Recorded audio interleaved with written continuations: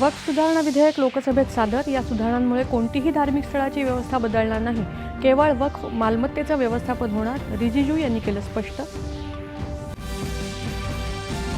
वक्फ कायद्यात वेळोवेळी बदल करण्यात आले, मात्र रालोआ सरकार करत असलेल्या बदलांनाच विरोधकांचा आक्षेप का, असा प्रश्न उपस्थित करत संसदीय कार्यमंत्र्यांची विरोधकांवर टीका.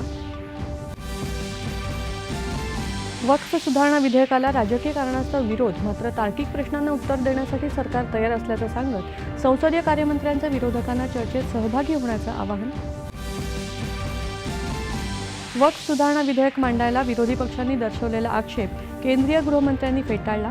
विरोधकांच्या मागणीनुसारच JPC स्थापन केल्याचं केलं स्पष्ट.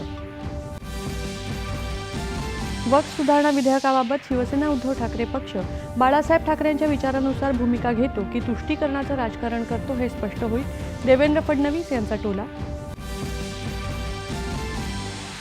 मार्च अखेरीस 25 गिगावॅट्स नवीकरणीय ऊर्जा स्थापित करत भारताच्या नवीकरणीय ऊर्जा क्षेत्राकडून आतापर्यंतची सर्वाधिक ऊर्जा क्षमता साध्य.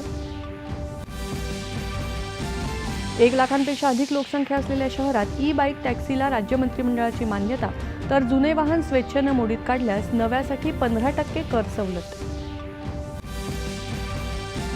राज्यात कृत्रिम बुद्धिमत्ता उत्कृष्टता केंद्र स्थापन करण्यासाठी महाराष्ट्र शासन आणि मायक्रोसॉफ्ट यांच्यात मुख्यमंत्री देवेंद्र फडणवीस यांच्या प्रमुख उपस्थितीत सामंजस्य करार.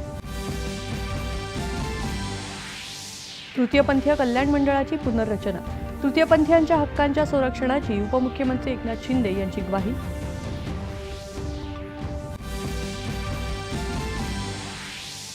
दत्तक प्रक्रियेत महाराष्ट्र देशात अव्वल स्थानी. 537 बालकांना मिळालं हक्काचं घर.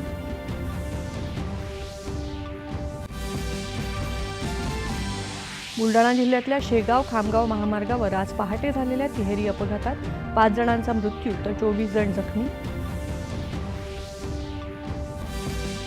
आणि कोकण, मध्य महाराष्ट्र आणि मराठवाड्यातल्या अनेक जिल्ह्यांमध्ये अवकाळी पावसाची हजेरी. संपूर्ण राज्यात आज विजांच्या कडकडाटासह पावसाचा अंदाज. नमस्कार. 1च्या